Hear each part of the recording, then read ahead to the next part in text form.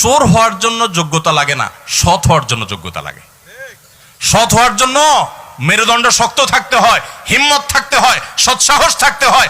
বাবাকে বলতে হয়, বাবা আমি চুরি করব না। তুমি অসন্তুষ্ট থাকতে পারো, বাবা আমি 2 নম্বর জিনিস তোমাকে খাওয়াবো না। আমাকে অন্যদের উদাহরণ দিবা না, আমাকে সৎ মানুষের উদাহরণ দাও। যুবকরা বলা যাবে না বাবাকে ইনশাআল্লাহ? বেয়াদবি করা ছাড়া সুন্দরভাবে বলা যাবে না। কিন্তু মুশকিল কি জানেন? আমার কথা শুনলে আপনার কপালে দুঃখ আছে। দুঃখ কি বলবো? দুঃখ হলো বিয়ে করার জন্য বউ পাবেন না। আরে বউ পাওয়া তো পরের কথা, নিজের মা বাপের কাছেও বিল পাবেন না। মা বাপও দেখবেন খুশি না, বলবে যে কি একটা ছেলে আমার, কি যে চাকরি করে। বলেন তো পরের লাইন বলেন তো। হ্যাঁ, কি যে চাকরি করে, জামাটাও পাল্টাতে পারে নাই। কি যে চাকরি করে, বাড়িটাও করতে পারে নাই। কি যে চাকরি করে, কিছুই করতে পারে নাই। বাপ মাও বলবে, এলাকাবাসীও বলবে।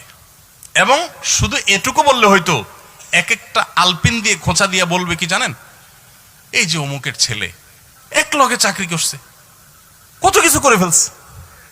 হ্যাঁ, বাড়ি 2 তলা জায়গায় 3 তলা করে ফেলছে, শহরে জমি রাখছে, দোকান রাখছে, কত কিছু করছে। মাশাআল্লাহ কি সুন্দর চকচকা গায়েত করে চলে আসে।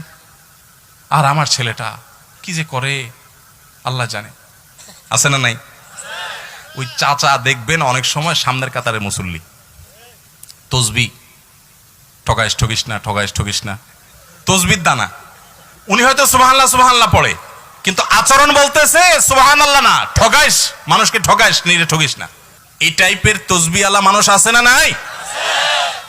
ভাইরা আমার, আজকের মাহফিল থেকে যুবকরা একটু ওয়াদা করেন যে সৎ উপার্জন করব, হালাল উপার্জন করব ইনশাআল্লাহ। চেষ্টা করবেন তো ইনশাআল্লাহ?